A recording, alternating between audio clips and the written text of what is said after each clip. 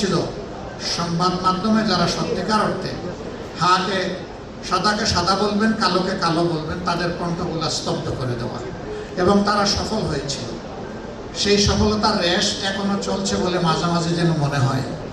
আমরা দক্ষিণ কর্তৃক আয়োজিত সংবাদ জগতের সম্মানিত নেতৃবৃন্দ এবং সাংবাদিক বন্ধুদের নিয়ে আয়োজিত আজকের ইফতার মাহফিলের প্রিয় সম্মানিত সভাপতি, মহানগরী দক্ষিণের সম্মানিত আমির জনাব নুরুল ইসলাম বুলবুল এমপি, মঞ্চে বসা সংবাদ জগতের সম্মানিত নেতৃবৃন্দ, সংসদ সদস্যবৃন্দ, সাংবাদিক বন্ধুগণ, সুধীমণ্ডলী, আমি আল্লাহ তাআলার শুকরিয়া আদায় করছি যে আজকে রাষ্ট্রের চতুর্থ স্তম্ভের সাথে আমাদের এই ইফতার।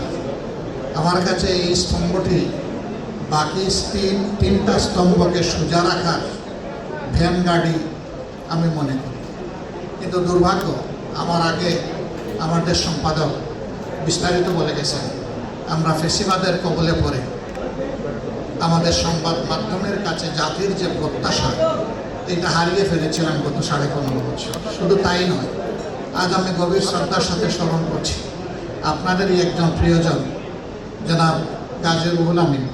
তিনি আজীবন সংবাদ মাধ্যমের স্বাধীনতার পক্ষে লড়াই করে গিয়েছেন, মানুষের অধিকারের পক্ষে লড়াই করে গিয়েছেন। তাকেও নিবর্তিত হয়ে জেলে পুরা হয়েছিল। শেষ পর্যন্ত সেই ধাক্কা আল্লাহ ভালো জানেন, সামলাতে না পারে তিনি দুনিয়া থেকেই বিদায় নিয়েছেন। আমি তার প্রতি শ্রদ্ধা নিবেদন করছি এবং তার মাগফিরাত কামনা করছি আল্লাহর দরবারে।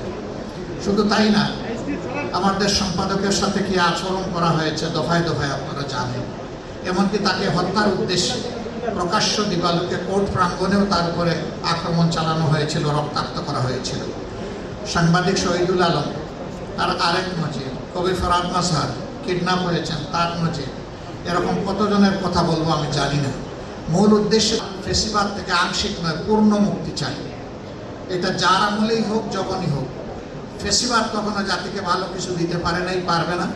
এবং সাংবাদিক বন্ধুদেরকে শুধু এতটুকু অনুরোধ করব, আপনাদের পরিচয় হচ্ছে আপনারা জাতির বিবেক। আপনারা বিবেক অনুযায়ী চলবেন। হায়াত মউত আল্লাহ তাআলার হাতে। জন্ম একদিন নিয়েছি, মৃত্যু একবারই হবে। লড়তে হবে বীরের মতো, মাঝখানে আর কোনো আপোষ নাই। আমরা বিরোধী দল থেকে বর্তমানে বিরোধী দলে আছি, আপনাদের এই কণ্ঠের পাহারাদারি আমরা করার নিশ্চয়তা দিচ্ছি, কিন্তু এই কাজটা দিতে হবে সরকারি দলকে। আমরা চোখ খোলা রাখবো, আপনারাও চোখ জাগ্রত রাখবেন। আমরা একসাথে এটার জন্য লড়াই করে যাব। যদি এই অঙ্গটা প্রপারলি ফাংশন করে, বাকি রাষ্ট্রের 3 অঙ্গ, সাংবিধানিক 3 অঙ্গ সোজা চলতে বাধ্য হবে। আর এই অংশ যদি ভঙ্গুর হয়ে যায়, ব্যর্থ হয়ে যায়, বাকি 3 অংশ অটোমেটিক্যালি 3 অঙ্গ ব্যর্থ হয়ে যাবে। আমরা সেই ব্যর্থতা আর দেখতে চাই না। আমরা এখন শুধু সফলতা চাই, একটা ঐক্যবদ্ধ জাতি আমরা দেখতে চাই, এবং জাতীয় ইস্যুতে, জাতীয় স্বার্থে কারোর সাথে আমরা কোনো আপোষ করব না।